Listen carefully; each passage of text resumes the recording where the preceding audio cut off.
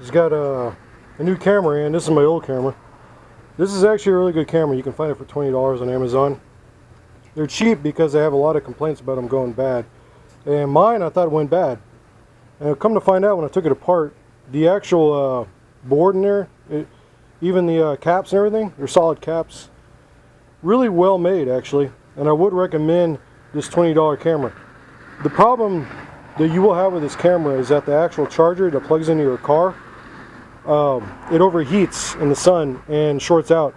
So it makes you think that the camera is broken. And I'm assuming that's what the most of the customers that were buying this camera was actually having issues with. When people buy it off of Chinese Direct, they buy them in like basically shoe boxes. There's like 20 of them or 30 of them in a box. Then they resell them, repackage them. You know, they put up their own graphics on a board box, on the packing box, and then they resell it under a brand name or the same name, and they basically make it legal. You know, they follow the U.S. laws and they resell them, and they will sell them for like 20 bucks, real cheap. Sometimes you get them in plastic bags. I would recommend this camera, but just remember that if you do buy it though, to get rid of the charger and get the USB, it's old style USB, and just get the USB charger for your plug-in your car. So, the sad thing is I had to let this one, I have to retire this one because when I took it apart, I pushed really hard on the actual screen, the what do they call it, the LCD, but the I can't remember exactly what they call it, not the diode, but the well, anyways, I cracked the glass pushing it in, so it basically looks like scrambled calculator mess on there. So I'm kind of sad about it because it was a cheap camera, but I got a new one. Supposedly recommended. I don't want to show you all the you know, all the labeling and stuff in the front, but I'm gonna unbox it and make a video about it and do a review when I start Uber driving tomorrow, because I have to drive, gotta make some money. Finance is starting to get tight again, so we'll see how this goes. There she is. This is the new camera. It has dual cameras on it, one that faces towards the cabin, the one that faces towards traffic, and it has GPS. So supposedly it has software. It's probably gimpy open source software, but regardless, it's software. And one of my fears living in the Houston tri-state area is that we have a little bit of an immigration problem here, and I'm always scared that some foreigner is going to run into me with no car insurance or anything like that, or some drunk driver is going to run into me.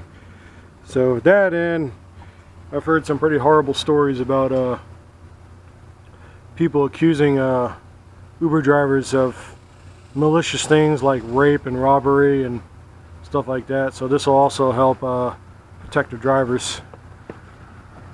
So, well, the riders I meant to say, but regardless, of course, Chinese made like everything else. They're conquering the world, and they have every right to, because, you know, 1.4 billion people. They got a lot of, whoa, look at this, it's already been cut open. That is interesting. The sticker has already been opened. That's never a good sign. I wonder why it was open. Well, that's Amazon for you. The user manual. Of course, not exactly the highest quality, black and white, but it does seem to have some pretty decent, clear instructions in it. Even though, look at the print quality on that. That is horrible. Oh,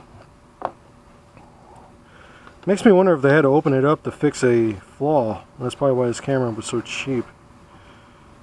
Obviously not all the way in this packaging. This kind of worries me a little bit.